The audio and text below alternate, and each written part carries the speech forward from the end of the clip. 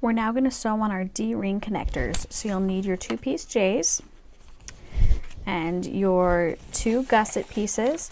Now either you're going to be using piece C, the exterior gusset, or piece E, the exterior pleated gusset. You will use piece C if you are going to be doing pockets, but if you're not going to be doing pockets, you will use piece E. Now I already marked my strap connectors with some chalk on this vinyl. You don't need to use the rectangle if you don't want to. You can just make sure that you place your connector about 1 1/4 inches down from the top center.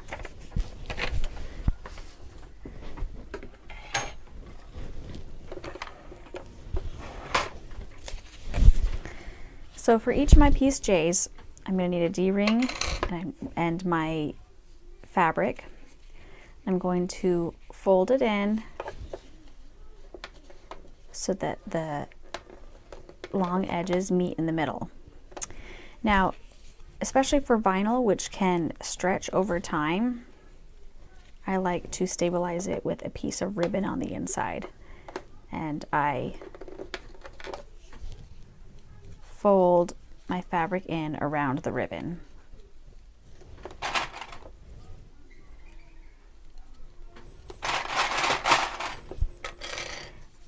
Now the small pattern calls for a 1-inch D-ring and the large pattern calls for 1.5-inch D-ring, but you can certainly modify that if you have a different size. All you have to do is make sure that you cut it to twice the diameter of your, or twice the width of the diameter of the inside of your D-ring, or you can use an O-ring as well.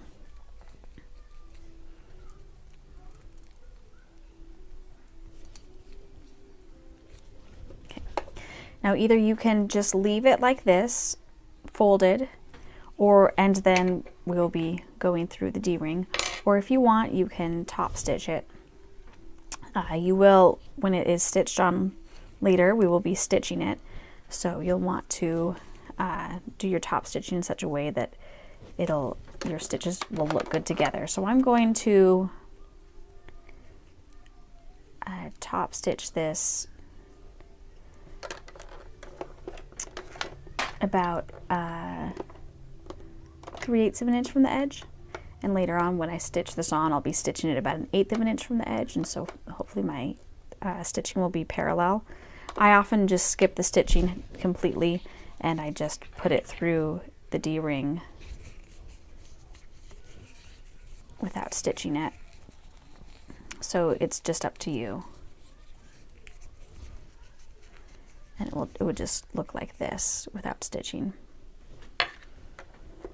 This time though, I'm going to stitch to show you that option.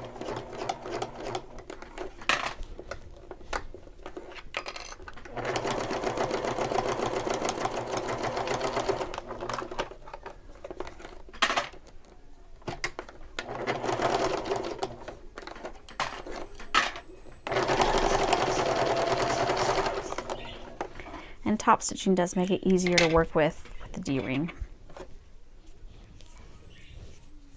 Okay, I'm going to fold it about 3/4 of an inch or 1 inch in, and then I'm going to take the bottom edge and match it up like that.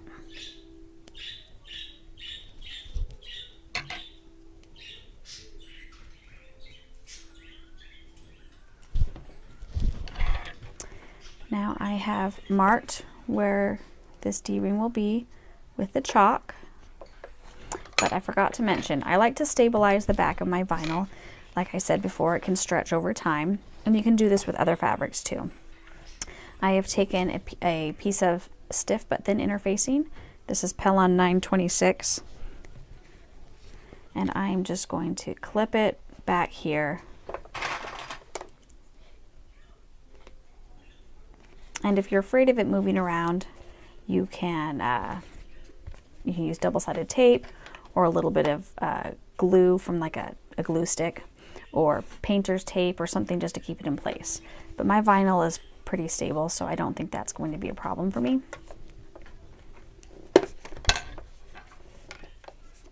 So I will make sure this is centered.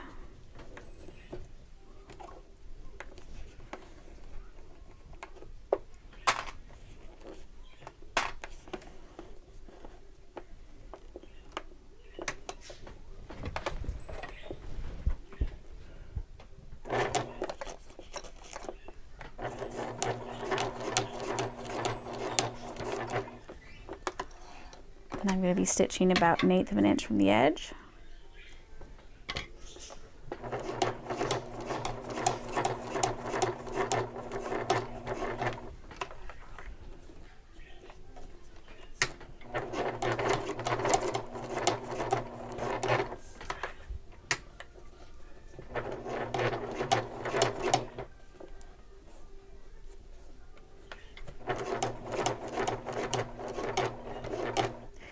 Now, I like to go over this first seam one more time just to make sure it's nice and secure. And you can also put a rivet or two here.